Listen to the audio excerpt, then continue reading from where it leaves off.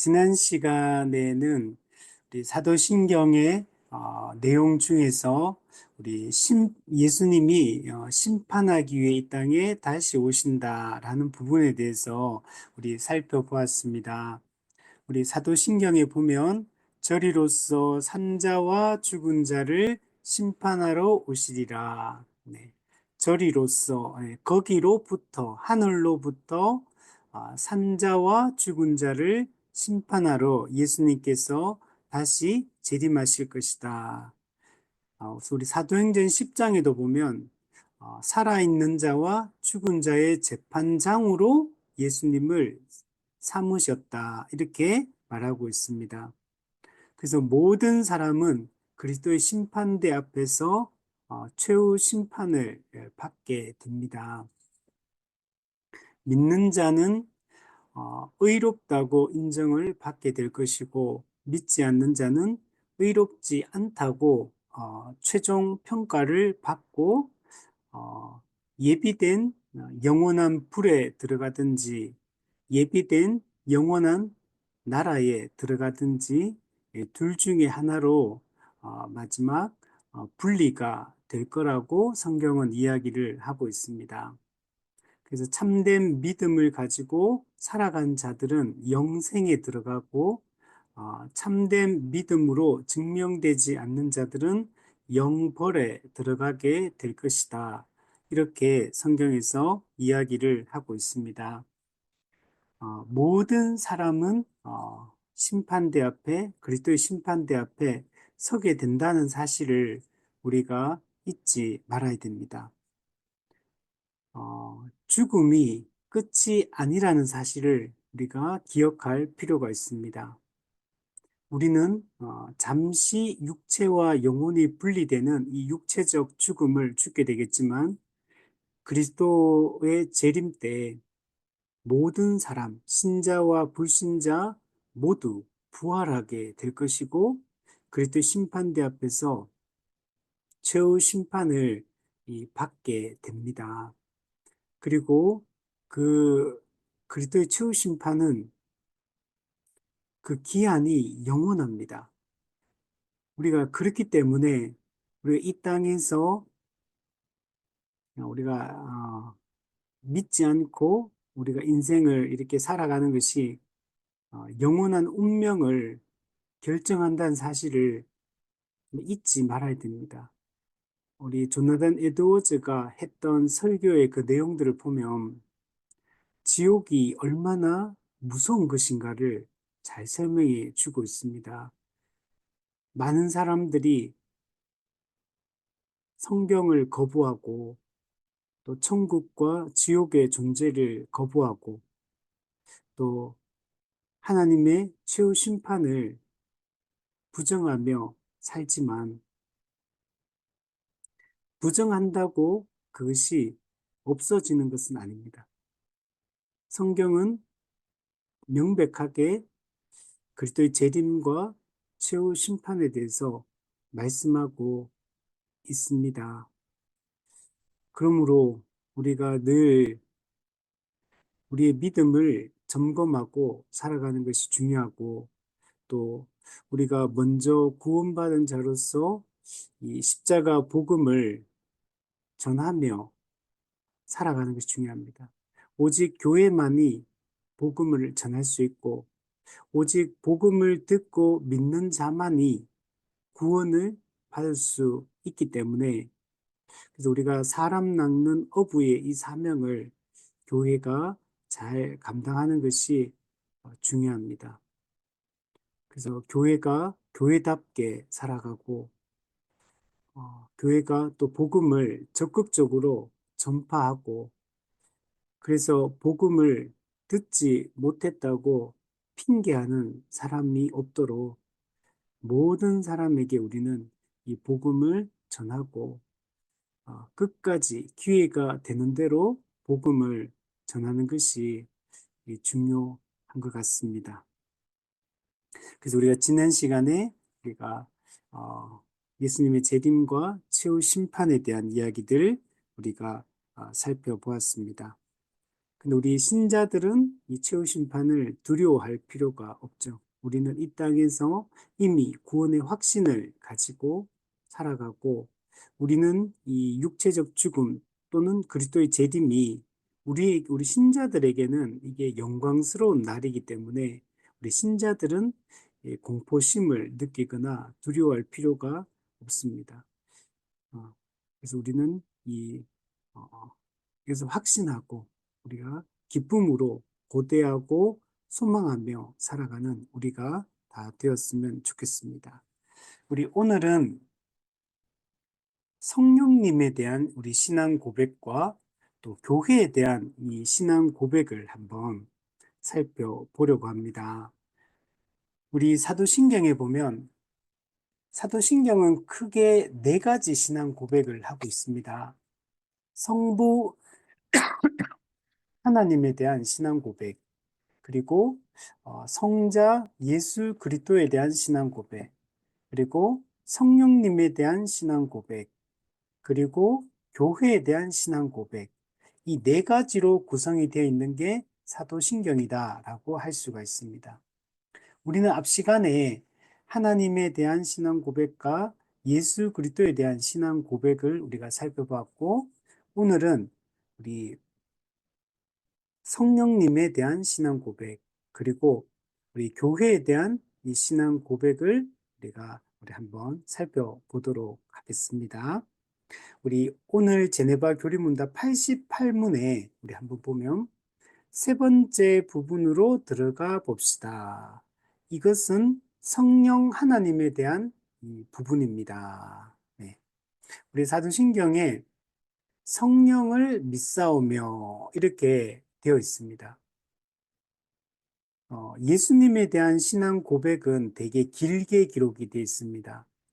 예수님의 인격과 사역에 대한 신앙 고백이 담겨 있습니다. 그 외아들 우리 주 예수 그리스도를 믿사오니 예수님은 주시오 그리스도시오 외아들 즉 하나님의 아들 하나님이시다. 이 인격에 대한 신앙 고백과 또 예수님의 성육신, 그리고 십자가 죽음, 그리고 부활, 그리고 재림, 이런 예수님의 사역에 대한 이 신앙 고백이 담겨 있습니다. 우리 성부 하나님에 대한 신앙 고백도 보면 전능하사 천지를 만드신 하나님 아버지를 내가 믿사오며, 어, 하나님은 전능하신 초월자 하나님이시고, 그러나 또 우리 아버지가 되시는 내제자 하나님이십니다. 근데 그분이 사역은 천지를 창조하셨다. 모든 것을 계획하시고 창조하시고 다스리신다. 이제 이게 성부 하나님의 인격과 사역에 대한 신앙 고백이라고 할 수 있습니다. 자, 성령님에 대한 신앙 고백은 이 인격과 사역에 대한 신앙 고백이 뚜렷하게 이렇게 사도신경 안에는 이게 구체적으로 표현되어 있지는 않습니다. 그냥 한마디로 성령을 믿사오며 이렇게만 표현이 되어 있습니다. 그러나 성경 전체적으로 보면 성령님의 인격과 성령님의 사역에 대해서 구체적으로 자세하게 기록해 주고 있는 것을 볼 수가 있습니다. 그래서 우리가 사도신경에서 성령을 믿사오며 이 짧은 한 문장으로 성령님에 대한 이 신앙 고백을 다 하고 있지만 우리는 이 짧은 고백 속에 성령의 인격과 성령의 사역에 대한 그 내용들이 다 내포되어 있다라고 생각을 해야 됩니다. 그래서 성령의 인격과 사역에 대한 이 믿음이 되게 중요합니다. 오늘날 우리 교회사 가운데 우리 오순절 운동이 이제 일어나게 되는데 미국에서 그래서 그 오순절 운동으로 교단들이 이게 세워지게 되고 그 오순절 운동이 나중에 이제 은사주의 운동으로 발전이 되어지고 또 조금 더 가면 이게 좀 엇나가서 신사도 운동으로 또 이렇게 엇나가는 이런 게 많습니다. 근데 이 이 오순절 운동하에서 이렇게 내려오는 이 교단들을 보면 이 성령님에 대한 이 이해가 조금 많이 왜곡되어 있다는 걸 이게 볼 수가 있습니다. 물론 이제 다 거기서 다 복음이 없다거나 그런 게 아니고 조금 이게 성령님의 인격과 사역에 대한 이런 오해들이 좀 많이 있고 그래서 그게 조금 부정적인 영향으로 나타나는 측면들이 있습니다. 그래서 이런 것들을 우리가 조금은 주의를 기울일 필요가 있습니다. 그래서 좀 조심할 필요가 있습니다. 그리고 어제 제가 요즘에 이제 저희 교회 이제 유튜브 이렇게 하면서 어떻게 하면 이 유튜브를 통해서 좀 복음을 좀 잘 전할 수 있을까를 고민하고 하는데 이게 잘 뭐 구독자도 잘 많이 늘지 않고 조회수도 많이 안 나오고 또 막 빠지고 막 이러더라고. 그래서 최근에 이제 어떻게 하면 좀 유튜브를 좀 잘해서 좀 복음을 좀 잘 전할까를 계속 고민을 하고 있습니다. 그래서 좀 참고를 하려고 다른 기독교 유튜브들은 어떻게 할까? 그래서 막 쭉 이제 찾아서 보고 이렇게 또 뭐 이렇게 좀 노하우 이런 것도 있는가 좀 살피고 이렇게 했는데 그러다가 어떤 분이 한국에 있는 기독교 유튜브 순위를 이렇게 매겼더라고요. 1등부터 20등까지 이렇게 순위를 매겼는데 제가 들으면서 조금 약간 대형 유튜브, 기독교 이제 유튜브 중에 대형 유튜브가 최고 많은 데가 한 45만 정도 되더라고요. 구독자가 45만, 뭐 40만, 30 몇만, 20 몇만, 뭐 10 몇만 이렇게 해서 쭉 내려가니까 한 20위까지 이렇게 그걸 정리를 해서 이야기를 하면서 그 20위 안에 있는 기독교 유튜브 중에서 좀 위험한 유튜브들에 대한 얘기를 하더라고요. 저도 이제 그걸 순위를 쭉 들어보면서 이게 약간 이게 정상적인 이런 좋은 교회도 있긴 있어요. 좋은 교회 유튜브들. 그리고 좋은 말씀을 바르게 가르치는 기독교 유튜브들도 있는데 거기 20위 안에 있는 그 유튜브 중에는 이게 매우 위험한 유튜브들이 많더라고요. 숫자는 엄청나게 많은데 이게 내용이 이단적인 그리고 꼭 이단은 아니더라 하더라도 매우 불건전한 신학을 가지고 있는 이런 대형 교회 또 대형 유튜브들 이게 기독교 유튜브들 20위 안에 엄청 많다는 걸 제가 알게 됐어요. 그래서 제가 이게 기독교 유튜브가 정말 많은 사람들이 유튜브를 통해서 이 신앙적인 질문들도 던지고 또 모르는 걸 이렇게 알아가고 정리해가고 이렇게 많이 하는데 요즘에 기독교 유튜브 중에 큰 대형 유튜브 중에 이렇게 이단적인 또 이단 또는 이단적인 이런 유튜브들이 많구나. 불건전한 유튜브들이 많구나. 근데 거기에 너무 많은 사람들이 여기 구독을 하고 있구나. 그래서 제가 어제 들으면서 생각보다 이게 건전한 교회들, 건전한 기독교 유튜브, 이런 유튜브들이 많지 않구나. 오히려 불건전한 유튜브들, 특히 이게 성령의 사역과 관련된 좀 왜곡된 신비적인 이런 좀 이렇게 신사도적이고 또 세대주의적이고 뭐 이런 유튜브들이 되게 숫자가 많구나. 조금 저는 그래서 좀 어제 그걸 보면서 야, 우리가 이게 유튜브도 좋은 유튜브들, 좀 올바른 교리와 신학으로 무장되어 있고, 올바른 교회론을 가지고, 종말론을 가지고, 이게 올바른 복음을 전하는 이런 유튜브들이 좀, 그런 또는, 교회들이 좀 많이 나오는 게 중요하겠다. 이런 생각들이 들었습니다.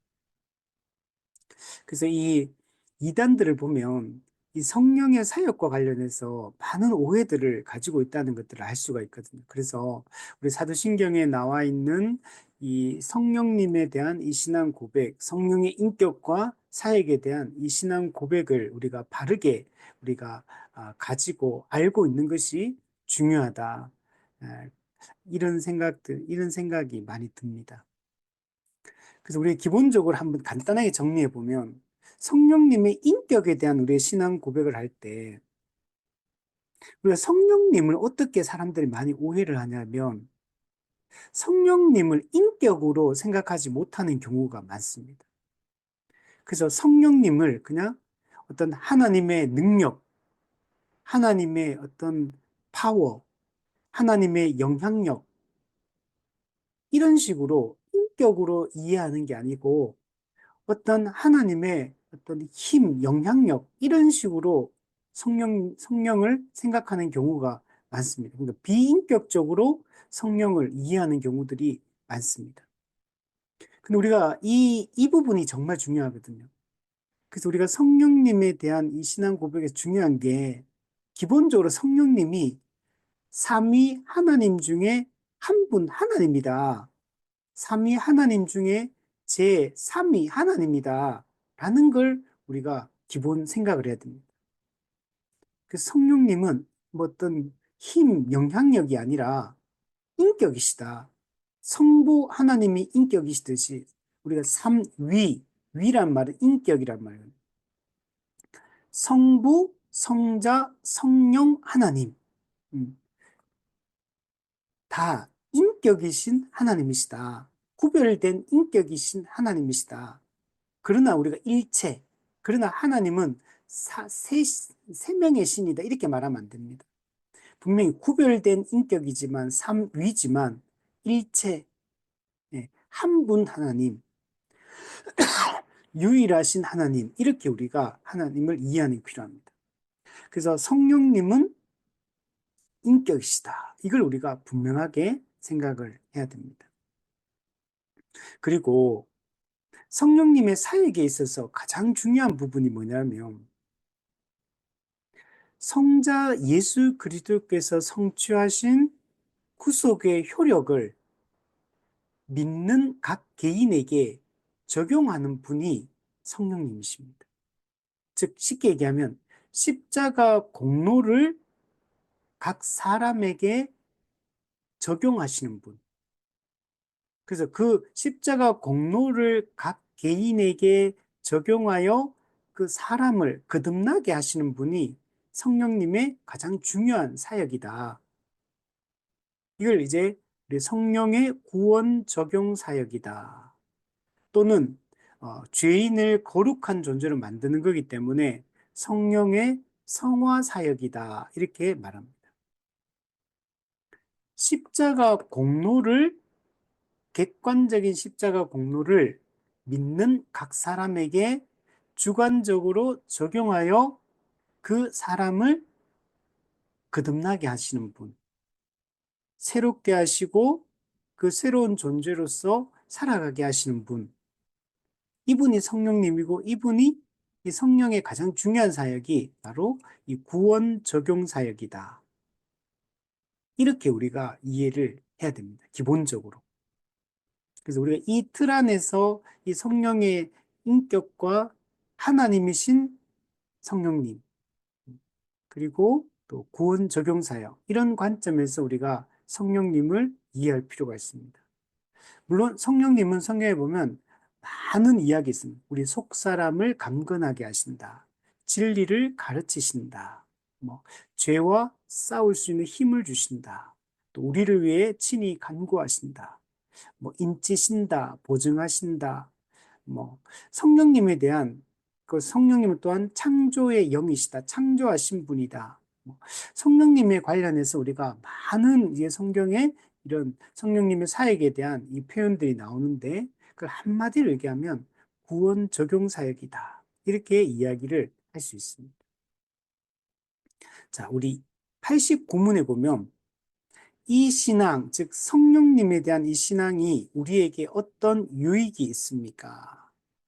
여기서 우리는 하나님 아버지께서 예수 그리스도 안에서 우리를 대속해 주시고 구원해 주신 것과 마찬가지로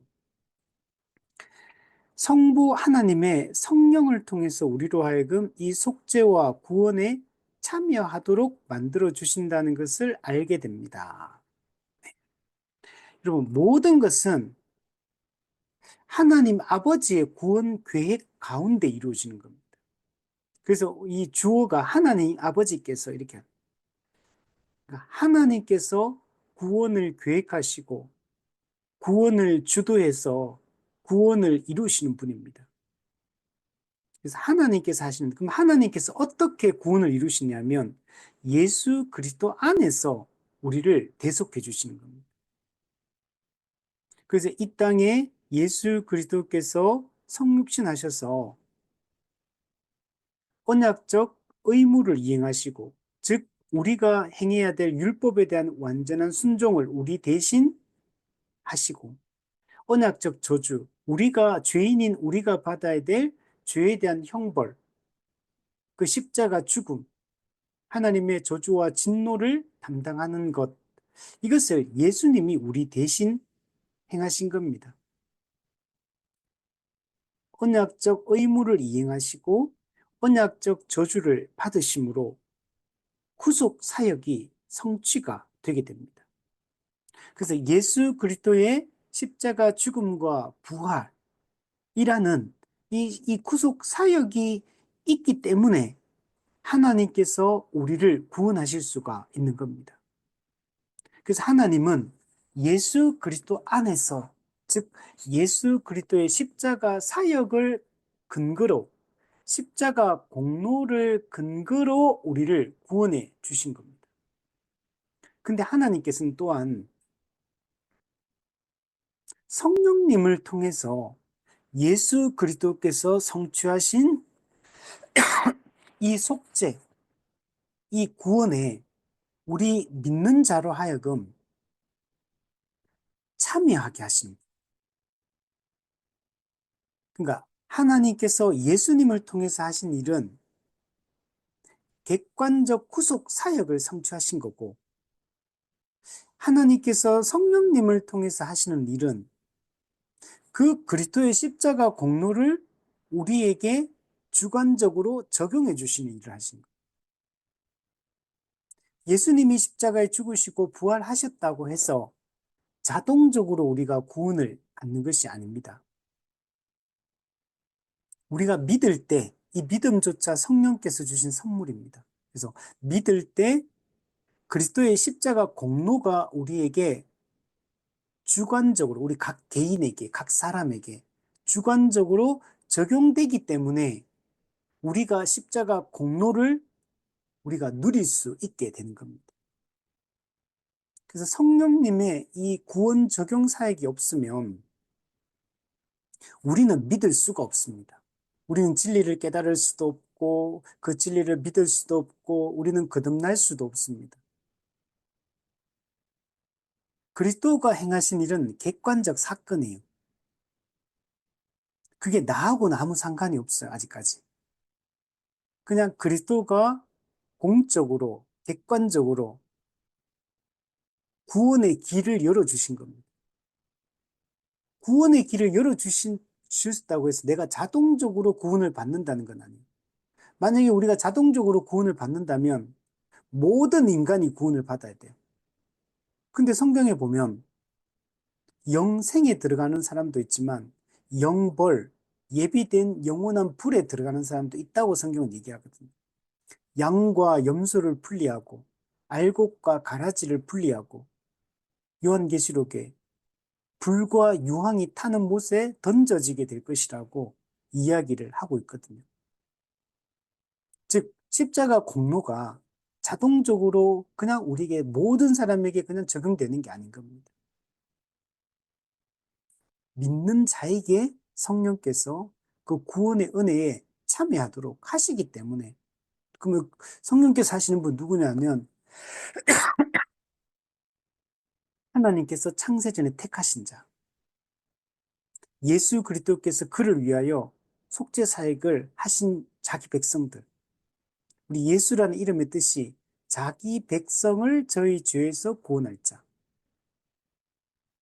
예수님은 모든 인간을 위해 죽으신 게 아닙니다. 예수님의 십자가 죽음의 효력은 모든 인간에게 미칠 수 있는 능력이 있어요. 그러나 예수님께서 십자가 못 박혀 죽으신 것은 보편 속죄, 모든 인간을 구원하기 위해 죽으신 게 아니고 제한 속죄, 하나님이 창세전에 택하신 자기 백성을 위하여 예수님께서 십자가에 못 박혀 죽으신 겁니다. 그래서 그것이 우리에게 우리가 그 은혜에 참여하게 되는 거예요. 하나님께서 성령을 통해 택한 자에게만 이 은혜를 베풀어 주시는 겁니다.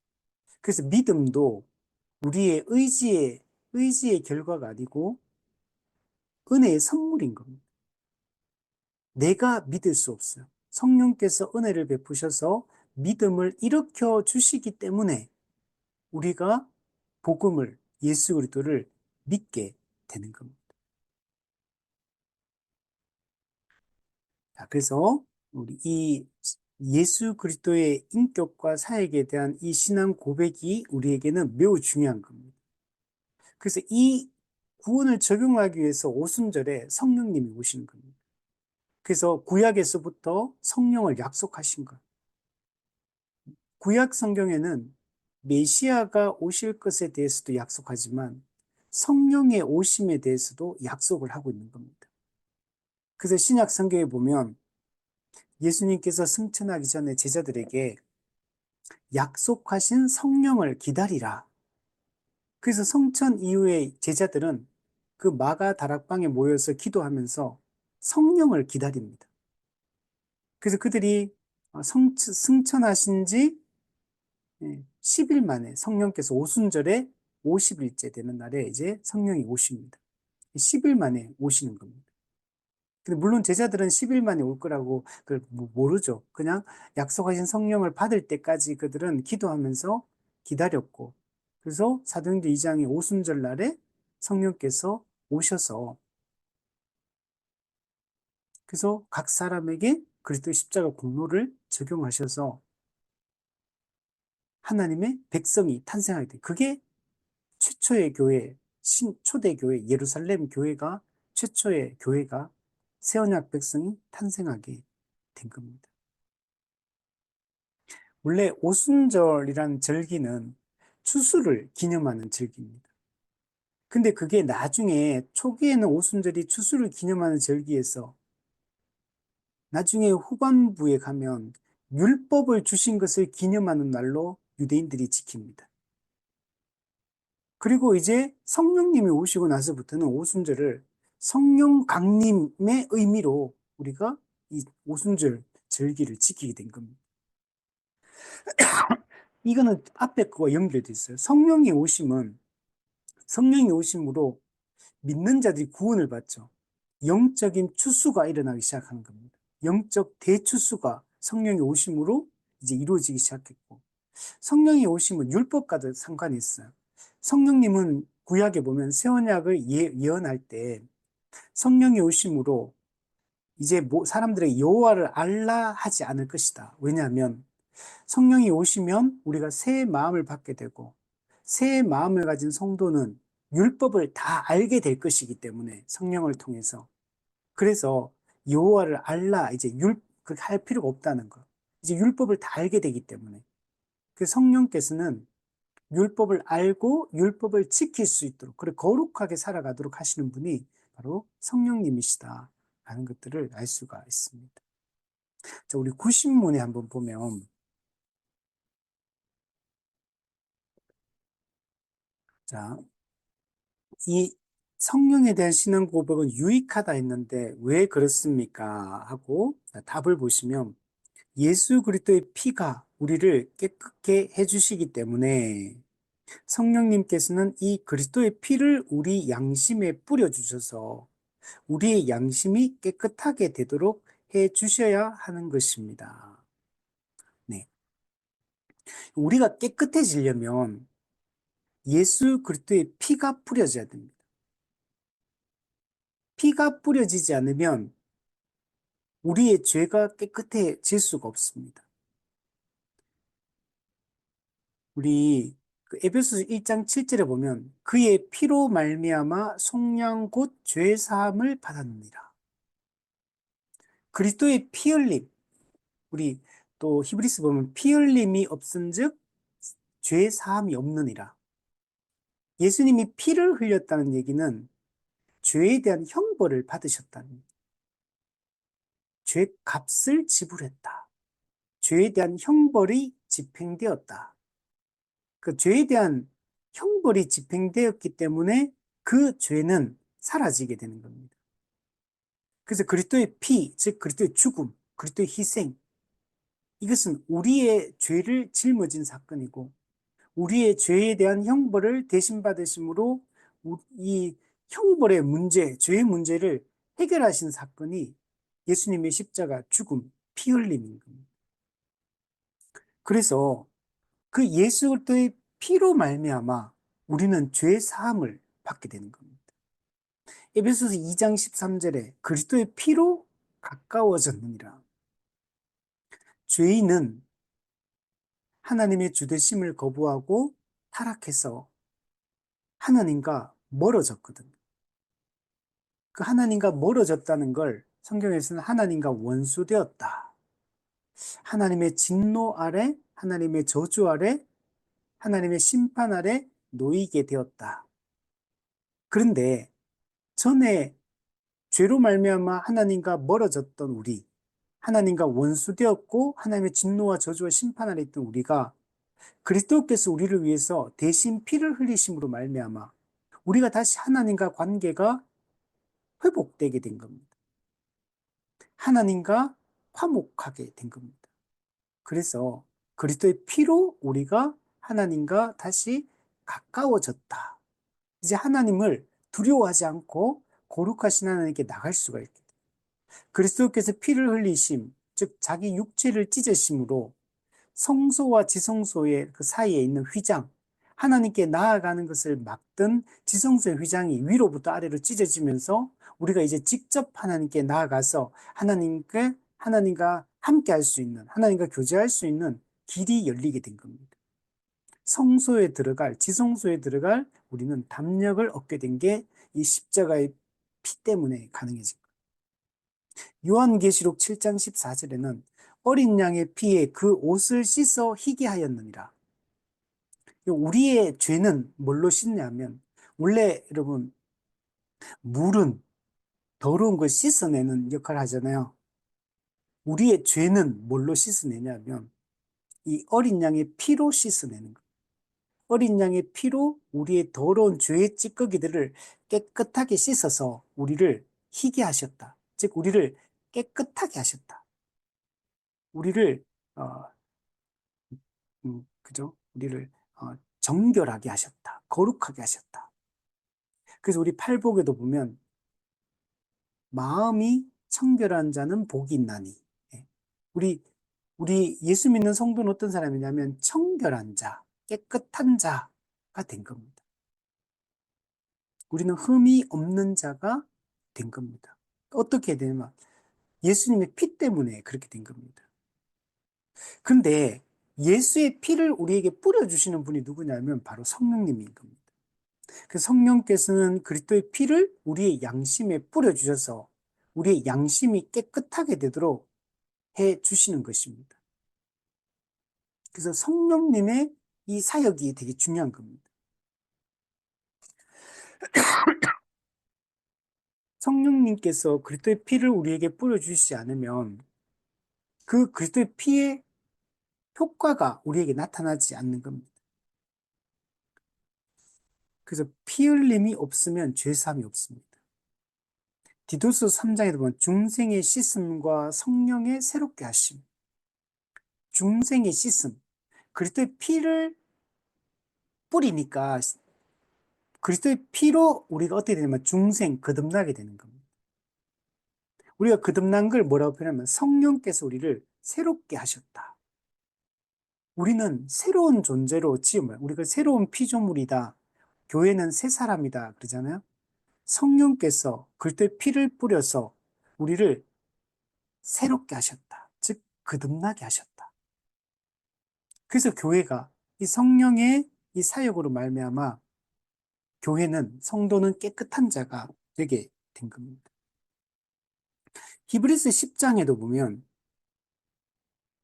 우리가 마음의 뿌림을 받아 그리스도의 피 뿌림을 받는 거예요. 악한 양심으로부터 우리가 벗어나고 우리는 타락함으로 양심이 변질되고 왜곡되었거든요. 근데 예수 그리스도의 피를 뿌림으로 말미암아 우리 악한 양심으로부터 벗어나게 된 거예요. 그래서 성경에 보면 이 신자가 가진 양심은 악한 양심이 아니고 선한 양심이다. 이렇게 표현해요. 선한 양심. 성도는 양심이 회복된 사람입니다. 몸은 맑은 물로 씻음을 받았으니 이렇게. 예. 물로 우리가 씻어내듯이 그리스도의 피로 우리를 씻어냈다. 그래서 우리가 이제는 선한 양심을 가진 자가 되었다. 이걸 이제 바울은 여러 가지 표현을 쓰는데 성도가 가진 양심을 선한 양심이다. 또 디모데전서 3장에는 깨끗한 양심이다. 디모데후서 1장 3절에는 청결한 양심이다. 이렇게 표현해요. 신자가 가진 이 양심은 선하고 깨끗하고 청결한 양심이다. 그래서 성다운 성도는 이런 양심을 가지고 있기 때문에 죄에 민감한 겁니다. 성도는 죄를 지으면 하나님 앞에 회개를 하는 이유가 믿지 않을 때는 아무렇지 않게 생각하는 죄가 거듭난 성도가 되면 성령께서 우리 양심을 통해서 우리의 죄를 깨닫게 하고 그 죄를 회개하는 마음을 주신, 그래서 양심이 민감하게 죄에 반응하는 사람이 성도가 되는 겁니다. 근데 성경에 보면 또 이런 것도 있죠. 양심이 화인 맞았다. 화인 맞은 양심, 악한 양심. 이게 원래 불신자가 가진 마음이에요. 거듭나지 않은 사람이 가진 양심은 악하고 화인 맞은 양심. 양심이 민감하지 않습니다. 양심이 민감하게 반응하지 않고 죄를 지어도 죄를 죄라고 여기지 않는, 죄에 대한 회개가 없는, 이게 원래 불신자의 거듭나지 않은 사람의 가진 양심입니다. 그래서 지금 거듭난 성도와 그다음에 믿지 않는 불신자는 양심이 달라요. 존재도 다르고 옛사람과 새사람의 차이입니다. 악한 양심과 선한 양심의 차이. 그래서 그리스도인이 완전히 다른 사람인 겁니다. 존재가 달라요. 양심이 달라요. 그런데 오늘날 그리스도인이라 함에도 불구하고 양심이 없는 사람들이 많죠. 양심이 없어요. 죄를 죄라고 여기지 않고 부끄러워할 줄 모르고 생각하는 것도, 이게 그리스도인다운 이 기독교적인 세계관을 가지고 가치관을 가지고 생각을 해야 되고 그 회복된 선한 양심에 비추어서 모든 걸 생각하고 판단해야 되는데 그리스도인이라 하는데 생각하는 것도 이상하고 양심도 굳어져서 죄를 죄로 여기지 않고 죄를 지어도 부끄러워할 줄도 모르고 이런 모습들을 우리가 많이 보게 됩니다. 우리가 일시적으로 거듭난 사람도 죄를 짓고 양심이 딱딱하게 굳어질 수 있어요. 거듭났다 하더라도 그것도 가능하거든요. 그러나 기본적으로 그거는 거듭난 성도가 정말 이 말씀의 은혜가 멀어져 있는 가운데 외식과 교만에 빠져서 일시적으로 그럴 수 있어요. 이제 그러나 그게 소수의 사람들에게 나타난 현상이어야 되지, 거듭난 성도가 양심이 화인 맞은 사람처럼 생각하고 행동하고 이거는 비정상인 겁니다. 그냥 거듭난 사람 중에서 일부의 사람들이 그렇게 하는 거는 있을 수 있거든요. 우리도 늘 그럴 수, 내가 그 사람이 될 수도 있고. 그래서 일시적으로는 그럴 수 있는데, 지속적으로 양심이 살아있지 않고, 지속적으로 죄에 물들어 있고, 이거는 그 사람이 거듭나지 않았을 가능성이 높아요. 그러면 원래 성도는 우리 안에 성령께서 내주하시기 때문에 성령께서 우리의 양심을 통해서 계속 우리의 죄를 책망하시고 선한 것을 향한 열망을 주시기 때문에 그래서 거듭난 성도는 지속적으로 그런 죄의 상태에 머물러 있지 않거든요. 근데 오늘날 이렇게 보면 우리가 우리 자신에게서도 물론 연약함을 보지만 또 많은 우리 같이 신앙생활 하는 분들 중에 정말 이 사람 그리스도인이 어떻게 저렇게 생각할까? 그리스도인이 어떻게 저렇게 행동할까? 그리스도인이 어떻게 지속적으로 저렇게 살아갈까? 라고 생각되는 이런 사람들을 많이 보게 된다. 우리 TV에서도 이렇게 많이 보게 되고 우리 주변에서도 많이 보게 된다는 거. 물론 그리스도인이라고 해서 우리가 완전한 자가 아닙니다. 그리스도인도 불완전한 존재가 맞아요. 그러나 우리는 새로운 존재로 지음받았고 새 사람이고 새 사람은 새 생각을 가진 사람, 새로운 생각을 가진 사람이에요. 근데 이게 세상 사람들보다도 더 못한 생각들을 가지고 더 못한 행동을 하고 더 죄에 물들어 있고 이거는 그 사람이 사실은 이 거짓된 거짓 믿음을 가진 사람일 가능성이 높습니다. 거듭난 사람이 아닐 가능성이 높습니다. 신자는 지속적으로 죄에 거할 수 없는 사람. 일시적으로 넘어지지만 신자는 성령이 우리 양심을 통해 계속 책망하시기 때문에 그래서 빨리 죄를 깨닫고 돌이키는 사람이에요. 무감각하게 지속적으로 죄에 거하는 이런 사람들이 우리가 사실은 심각하게 이제 그 믿음을 점검해야 돼. 정말 참된 믿음인지, 참된 회심인지 점검해 봐야 돼. 이런 사람들이 교회 안에 많습니다. 그래서 우리가 교회가 정말 복음을 제대로 가르치고 그 성령께서 말씀을 통해서 우리의 양심을 이끄시는 것을 우리가 늘 우리가 경험하면서 살아가는 것이 매우 중요합니다. 그래서 우리는 성도는 청결한 양심, 선한 양심을 가지고 있다. 양심을 통해 우리의 삶이 거룩한 삶이 발현되는 겁니다. 그래서 저도 이렇게 요즘에 이렇게 TV에서 보면 TV에 나오는 많은 분들이 그리스도인이라고 하는데 정말 말도 안 되는 소리 하고 막 그런 행동하고 유튜브에도 보면 막 그리스도인이라 그러고 막 이렇게 막 뛰어난 이렇게 무슨 지도자처럼 행세하는데 그 말하는 내용이나 그 설교하는 내용이나 그 행동들을 보면 정말 꼴불견에 이런 사람들이 너무 많죠. 우리가 정말 심각하게 우리 교회가 지금 회개해야 될 그런 때라고 생각이 들고 정말 정상적인 이 복음적 관점으로 이게 생각하고 행동하고 하는 이런 사람들이 교회의 대다수를 차지할 수 있도록 정상적인 이 기독교적 가치관을 가지고 생각하고 판단하고 행동할 수 있는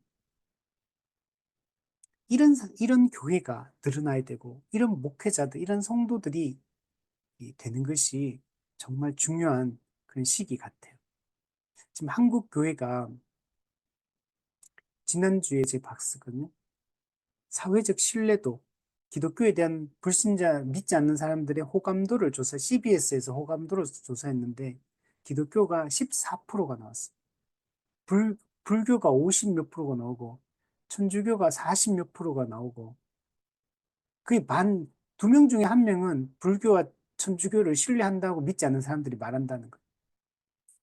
불교의 이단이라고 말하는 원불교가 17%인가 그래 나왔더라고요. 기독교는 14%, 천도교가 14%, 13%. 우리 천도교도 잘 모르잖아요, 우리는. 뭐 이름도 잘 모르는 이런 사람들이 가진 그 신뢰도와 기독교의 신뢰도가 믿지 않는 사람들이 보는 신뢰도 똑같다는 거. 최하위, 그 최하위. 기독교 가나안 성도가 지금 200만에서 300만 명으로 늘어났다고요. 교회 다니다가 교회 안 가는 사람 100만 명이 늘어났다고 합니다. 그러니까 교회에 대해 얼마나 실망했으면, 교회에 대해서 얼마나 이게 실망스러우면 나는 하나님은 믿지만 교회는 안 가겠다. 이런 사람이 이렇게 급속하게 늘어나는 우리가 우리 자신을 좀 교회가 진짜 반성하고 지금 회개해야 될 때고 정말 이 우리 초대교회 성도들이 사도들이 가르쳤고 우리 종교개혁자들이 가르쳤던 이 예수 십자가 복음, 하나님 나라 복음을 정말 바르게 가르치고 그냥 무늬만 그리스도인이 아니고 생각이 올바른 우리 사람이 존재가 변했다고 할 때 성경에서는 마음이 새로워졌다, 심령이 새로워졌다 이렇게 말합니다. 그게 사람이 거듭났다, 변했다 이런 말이거든요. 거기서 말하는 마음, 심령이라는 거는 헬라어로 누스라는 이건 생각이 변화된 사람, 사고, 지각이 바뀐 사람을 존재가 변했다 이렇게 우리가 거듭났다 이렇게 말할 때는 그 사람 어떤 사람이 거듭난 사람이냐? 지각이 바뀐 사람, 생각이 바뀐 사람, 이 사람을 존재가 변했다. 성령께서 하시는 일이 뭐냐면 새 마음을 주신다고 하거든요. 새 마음. 새 마음이 그 누스를 해요.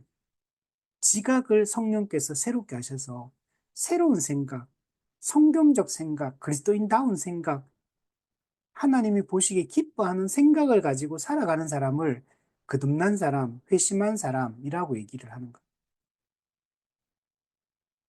근데 오늘날 우리 교회나 그리스도인들이 아까도 했지만 기독교 유튜브 이상한 사상을 가르치는데 그렇게 많은 사람들이 그 길을 구독해서 보고 있다. 아, 저도 이번에 그거 보면서 진짜 약간 놀랐어요, 진짜. 야, 이 대형 기독교 유튜버들 중에 이상하게 가르치는 이단적 가르침을 가르치는 이런 사람들이 이렇게 많구나. 근데 이렇게 영향력이 있구나.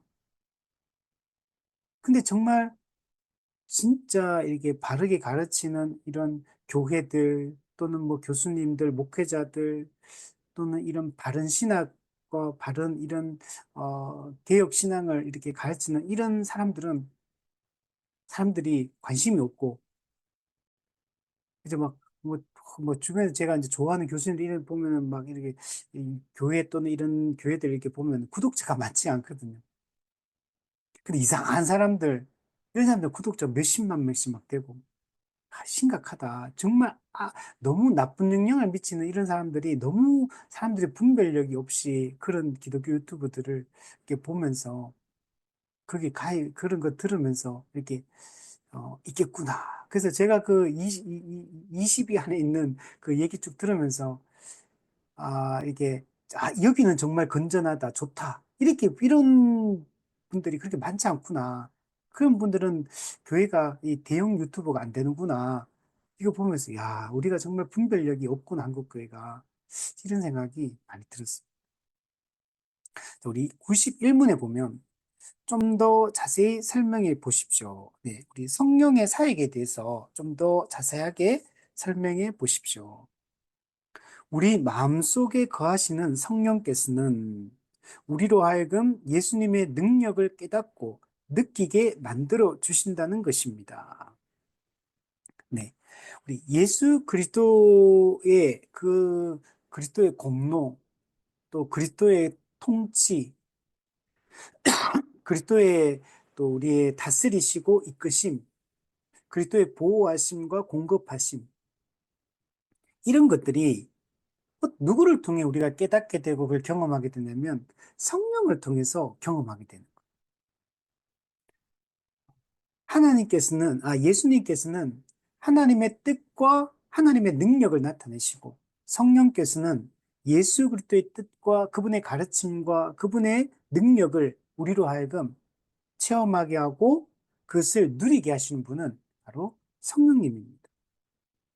성령께서 그리스도의 능력을 우리로 하여금 알게 하고 경험하게 하시는 분입니다. 성령께서는 두 번째 문단에 보면 우리를 밝히시어. 네. 예, 우리를 밝히신다. 예. 성령께서 이걸 이제 조명하심이라 성령의 조명하심이라고 하거든요. 성령께서 그리스도의 말씀의 그 뜻을 깨우쳐 주시는 분이에요. 진리를 알게 하시는 분이에요. 조명하신다. 우리 조명등 있잖아요. 조명등. 빛을 환하게 비추면 거기가 환하게 알게 되잖아요. 보이잖아요. 그럼 성령께서 조명해 주시지 않으면 우리는 말씀을 깨달을 수가 없습니다. 복음의 은혜를 밝히 알 수가 없습니다. 이 성령의 조명하심, 알게 하심, 밝히심, 이걸 통해서 우리는 진리를 깨닫게 돼요. 이걸 통해 예수 그리스도를 우리는 알게 되는 거예요. 우리로 하여금 하나님의 은혜를 알도록 만들어 주십니다. 예, 성령께서 성부 하나님의 구원 계획과 성자 예수님의 구속 성취, 그것을 우리로 하여금 알게 하고 적용해 주시는 분이 바로 성령님이십니다. 그래서 오순절에 성령이 오시지 않으면 하나님이 구원을 계획하시고 예수님이 십자가를 통해 구원을 성취하셨다 하더라도 만약 오순절에 성령께서 오시지 않았다면 그 성부 하나님과 성자 예수님이 하신 일은 우리에게 적용될 수가 없습니다. 그러면 우리는 이 구원의 은혜를 누릴 수가 없게 됩니다. 근데 그 모든 은혜를 알게 하고 누리게 하시는 분이 바로 성령님이십니다.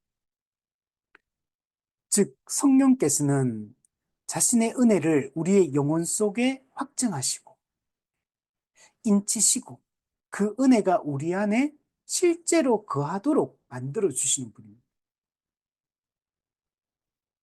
예수님의 사역이 그냥 객관적 사역으로 그냥 있는 게 아니라 실제로 우리 믿는 자들의 영혼 속에 확증해 주십니다. 실제로 그 공로가 우리에게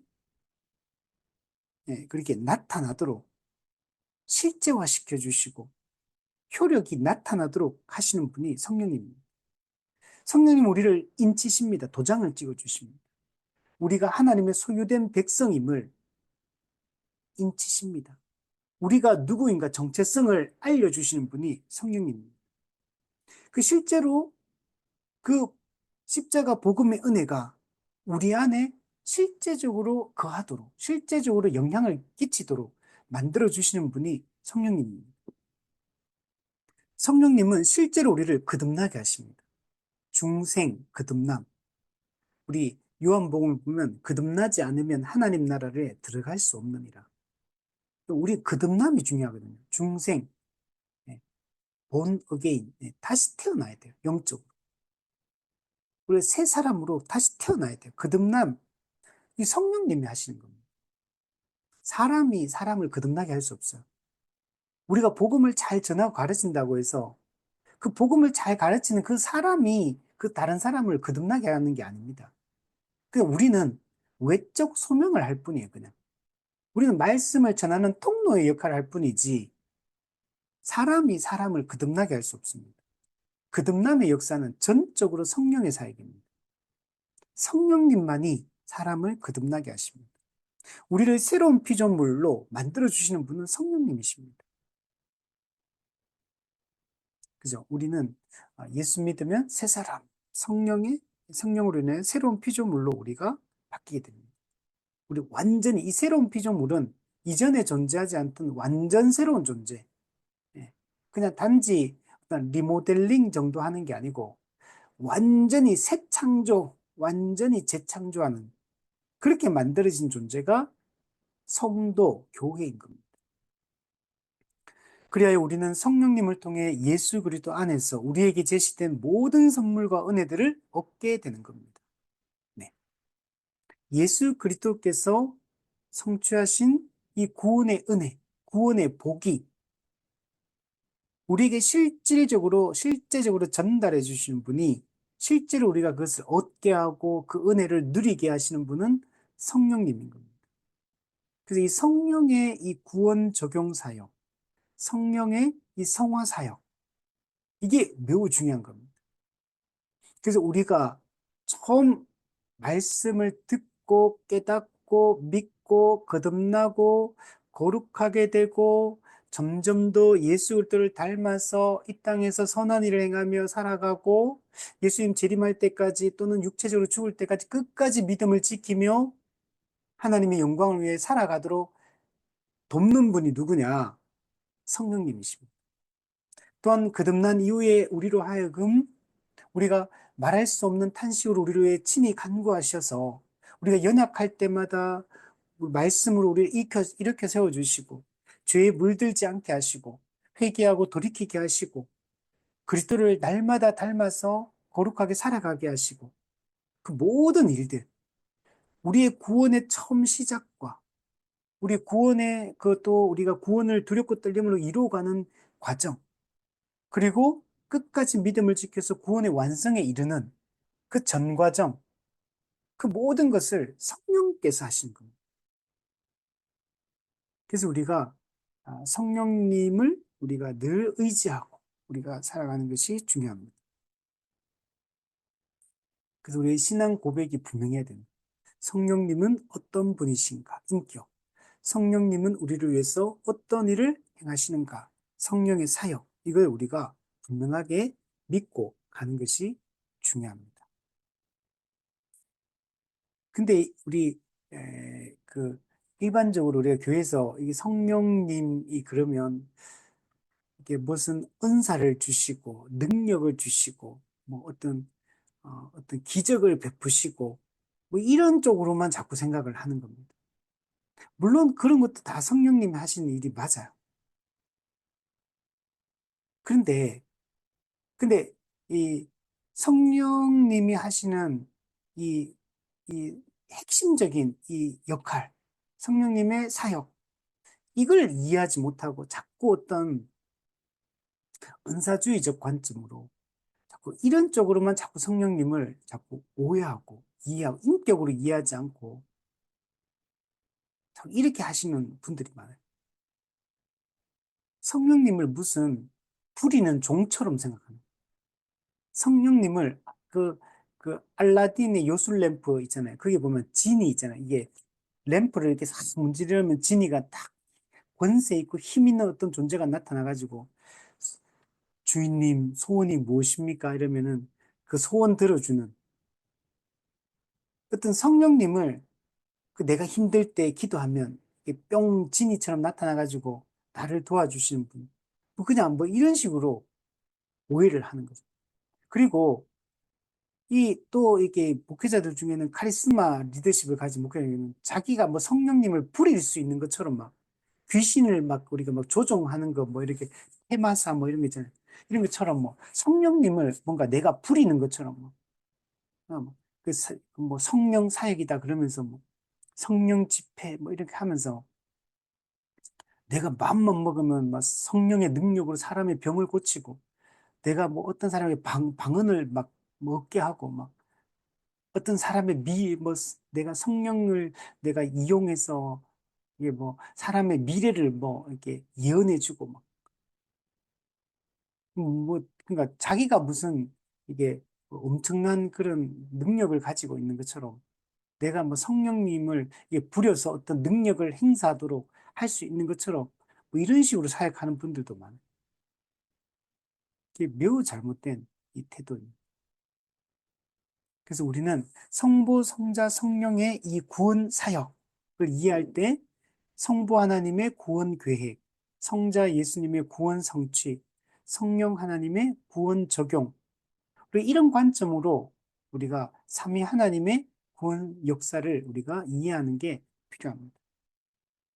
근데 앞서 잠깐 얘기했듯이 성령님의 이제 가장 중요한 부분이 이렇게 말씀을 진리를 깨닫게 하시고 그 그리스도의 가르침의 의미를 밝히시고 그 조명하셔서 우리로 하여금 그것을 믿고 거듭나게 하시고 그리고 거듭난 사람으로서 거룩하게 살아가게 하시고 구원의 완성까지 끝까지 믿음을 지키도록 하시는 분이 성령님의 가장 중요한 사역이다.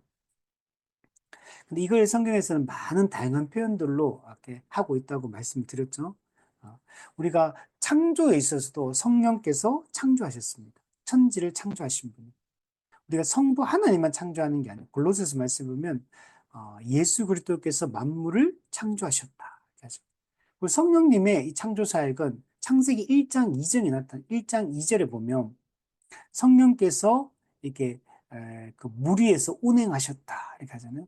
그게 그 성령의 창조 행위를 묘사하는 표현입니다. 그게. 그러니까 천지 창조가 성부 하나님만 한 게 아니라 삼위 하나님이 함께 천지를 창조하셨다는 걸 얘기를 하는 것. 그래서 아, 성령님이 그 물 위에 운행하셨다. 그 성령의 창조 행위를 묘사하는 표현이다. 이렇게 생각을 해야 돼요. 진리 가운데 우리를 인도하시고 또 진리를 가르치시고 말씀을 조명하시고 또 중요한 게 죄와 싸우게 하시는 분이에요. 죄와 싸우게 하시는 분이 성령님입니다. 우리가 거듭난 성도들이 이 땅에서 여전히 아직 죄 아래 있기 때문에 죄와 늘 싸우며 살아요. 그죠? 우리 히브리스 말씀처럼 피 흘리기까지 죄와 싸우며 살아가야 돼요. 근데 이 죄를 멀리하고 죄를 미워하고 죄와 싸우게 하시는 분이 바로 성령님입니다. 또한 성령님은 우리에게 은사를 주시는 분입니다. 그래서 다양한 은사를 각 지체에게 나누어 주셔서 그 은사를 통해 서로를 섬김으로 살아가도록 그래서 하나님 나라의 풍성함을 누리도록 하시는 분이 바로 성령님. 성령께서 은사를 주신다. 그리고 성령께서는 우리의 속사람을 강건하게 하신다. 우리 속사람, 우리 신자는 그러니까 우리 기독교에서 인간을 구분할 때 어떻게 구분하냐? 기본적으로는 옛사람과 새사람으로 구분합니다. 옛사람과 새사람. 옛사람은 아직 거듭나지 않은 사람을 얘기하고 새사람은 거듭난 사람을 우리가 새사람이다 이렇게 말하거든요. 근데 성경에 보면 옛사람, 겉사람으로도 나누지만 옛사람과 새사람으로 나누지만 성경에 보면 겉사람과 속사람으로도 또 나눠요. 그러면 이거는 무슨 말이냐면 우리는 새 사람인데 새 사람의 겉사람, 외적인 측면이 있고 새 사람의 속사람, 내적인 측면을 가지고 있는 겁니다. 그러니까 거듭난 사람도 겉사람, 외적으로 나타나는 외적인 측면이 있고 속사람, 내적인 측면이 우리 가운데 있는 겁니다. 성령께서는 우리의 속사람을 강건하게 하시는 겁니다. 그래서 우리 속사람이 날마다 강건해져야 돼요. 말씀을 통해서. 그러면 우리가 강건한 속사람의 그 능력이 그 사람을 통해서 이 땅에서 드러나는 겁니다. 그래서 이 성령께서 우리의 속사람을 날마다 강건하게, 말씀의 은혜로 강건하게 만들어 주십니다. 또 성령께서는 말할 수 없는 탄식을 우리를 친히 간구해 주신다 그랬죠.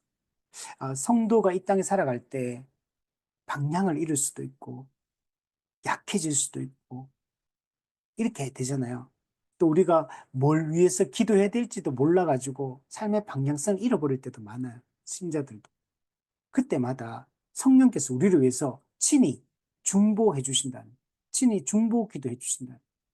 우리가 무엇을 위하여 빌어야 되는지, 기도해야 되는지 알지 못할 때 우리의 빌바를 알게 하시는 성도가 마땅히 기도해야 될 내용이 그죠? 이 세상적인 어떤 이런 관점으로 그런 기도하는 게 아니라 하나님께서 기뻐하시는 그런 기도를 하도록 빌 바를 알게 하시는 분이. 그리고 또한 성령께서 친히 우리를 위해서 또 기도해 주시는 분이. 그래서 우리가 이 땅에서 성도로서 잘 살아갈 수 있도록 우리를 이렇게 응원해 주시고, 밀어 주시고, 힘을 주시고, 격려해 주시고, 이런 분이 성령님이십니다. 그 성령님은 우리의 구원의 시작부터 과정, 그 다음에 완성에 이르기까지 그 모든 과정에 있어서 우리와 함께 하시면서 도와주시는 분이에요. 그래서 성령을 우리가 또 다른 보혜사, 우리를 돕는 자, 우리의, 우리의 상담자, 우리의 위로자, 우리의 변호자가 되어주시는. 그래서 또한 성령께서는 우리를 그리스도를 닮아가도록 하십니다. 예수 그리스도를 닮아가도록 점점 더 거룩하게 살아가도록 우리를 돕는 분이 성령님이십니다. 그래서 성령님과 관련된 성경의 다양한 이런 표현들이 등장해요. 또 성령님이 우리 보면 인치신다. 하나님의 소유로 도장 찍어주시고 또 보증해 주시는 분. 우리가 끝까지 그것을 완전하게 누릴 것을 우리에게 보증해 주시는 분이 또 성령님이십니다. 그러니까 성령님과 관련된 이 표현 외에도 또 뭐 다양한 표현들이 있어요. 또 뭐 이런 것도 있죠. 우리 성령님을 근심하게 하지 말라. 이렇게. 예. 우리 성령이 우리가 내주하시는데 우리가 말씀에 순종하지 않고 성령께서 기뻐하신 뜻대로 살지 않고 자꾸 죄 짓고 이러면 성령께서 근심하십니다. 그는 성령이 우리와 함께 내주하시지만 성령이 우리 가운데 강력하게 힘있게 활동할 수가 없어요. 왜? 우리가 자꾸 죄를 지으니까. 하나님이 기뻐하지 않는 대로 자꾸 말씀에 어긋난 행동들을 자꾸 하고 자꾸 그런 생각을 하고 그렇게 살아가면 성령이 우리 가운데 인격적이신 성령께서 막 억지로 끌고 가지는 않거든요. 성령께서 말할 수 없는 탄식하십니다. 성령께서 탄식하시고 성령께서 근심하시고 슬퍼하시고 그래서 자꾸 우리의 양심을 깨우십니다. 근데 자꾸 사람이 자꾸 이렇게 죄짓고 그걸 거부할 수 있거든요. 거부하면 계속 그 죄의 상태에 오랫동안 머물러 있어요. 그래서 신자들도 그리스도인들도 보시면 그 양심에 화인 맞은 것 같은 느낌이 들 정도로 막 죄를 지어요. 그 죄를 부끄러워하지도 않아요. 신앙생활 똑바로 하지 않으면서도 아무런 죄책감도 없고 성령을 근심케 하는 거예요. 성령이 분명히 거듭난 사람임에도 불구하고 그냥 성령을 부정하고 무시하면서 성령이 활동하지 못하도록 성령이 그 사람을 책망하면 책망을 들어야 되는데 책망을 안 들어요. 그 양심을 그냥 굳게 해버리기 때문에 양심이 굳어져 버리고 딱딱해지니까 성령의 음성이 내 말씀을 들어도 성령께서 그 말씀으로 내 마음 부딪혀 와야 되는데 말씀을 들어도 와닿지가 않아. 죄를 못 깨달아. 이 그리스도인들도 이렇게 될 수 있거든요. 그래서 우리가 늘 성령을 근심시키면 안 돼요. 성령이 탄식하게 해서는 우리가 안 됩니다. 우리가 말씀에 우리가 민감하게 순종하고 우리가 죄에 민감하게 반응해서 죄를 멀리하고 우리가 적극적으로 성령은 의를 행하도록 선하게 살아가도록 하시는 성령입니다. 우리는 성경의 가르침을 따라 성령의 이 지도하심을 따라 우리는 말씀에 순종하여 거룩하게 살기 위해서 힘써야 돼요. 죄와는 피 흘리기까지 싸우고 의를 행하기 위해서도 우리가 힘을 써야 됩니다. 더욱 힘써. 네, 그죠? 우리 보면 더욱 힘써 경건하게 살아 더욱 힘써 의를 행하고 더욱 힘써 이렇게 선을 베풀고 우리 이렇게 살아가야 됩니다. 그래서 우리 정리해 보면 우리 사도신경에 성령을 믿사오며 네, 우리 성령님이 어떤 분이신지 성령님이 어떤 일을 행하셨는지 그리고 지금도 성령께서 어떤 사역을 행하고 계신지 앞으로 성령께서 어떤 일들을 또한 행하실 것인지 우리가 이 바른 믿음을 갖는 게 필요합니다. 그래서 성령을 믿사오며 성령님에 대한 올바른 신앙 고백을 우리가 갖는 게 중요합니다. 앞서 얘기했지만 오늘날에는 많이 이 성령론이 많이 왜곡이 돼 있거든요. 그래서 이 부분을 우리가 잘 다시 정립해서 우리가 올바른 성령에 대한 신앙 고백을 갖는 게 중요합니다. 그래서 우리 사도신경에서 하나님의 인격과 사역에 대해서 예수님의 인격과 사역, 성령의 인격과 사역에 대해서 우리가 삼위 하나님에 대해서 알아가야 돼요. 성경에 보면 우리 기도할 때 바울이 기도할 때 항상 하나님을 아는 것에 잘하게 하시고 하나님을 더욱 잘 알게 하시고 네. 내가 다시 복음을 재반복해서 가르치는 것은 하나님을 더 알게 하기 위해서 즉 삼위 하나님을 더 잘 알게 하기 위해서 기도하는 바울의 기도 제목을 볼 수 있거든요. 우리도 삼위 하나님을 더욱 잘 알아가는 그래서 이 사도신경의 이 삼위 하나님에 대한 이 신앙 고백은 성경 전체에서 가장 핵심적인 신앙 고백인 겁니다. 그래서 우리는 매번 이 사도신경을 고백하면서 이 삼위 하나님의 우리가 더 깊이 알아가고 또 그 삼위 하나님과의 교제하며 살아갈 수 있으면 좋겠습니다. 그래야지만 우리가 교회로서 바르게 살아갈 수 있습니다. 네, 우리 그 다음 네 번째 이제 그 사도신경 신앙 고백이 교회에 대한 신앙 고백입니다. 거기서 교회에 대한 신앙 고백은 거룩한 공회를 믿사오며 성도가 서로 교통하는 것을 믿사오며 이게 이제 교회에 대한 신앙 고백이에요. 거룩한 공회를 믿사오며 성도가 서로 교통하는 것을 믿사오며 그러니까 교회에 대한 신앙 고백은 거룩한 공회를 믿는다는 거예요. 거룩한 보편적 교회를 믿는다. 그래서 그 보면은 공동적 교회, 우주적 교회, 전체적 교회, 보편적 교회, 교회 공교회 이걸 믿는다. 그리고 그 교회의 본질은 그럼 뭐냐? 성도가 서로 교통하는 것과 성도가 서로 교통하는 게 교회의 본질입니다.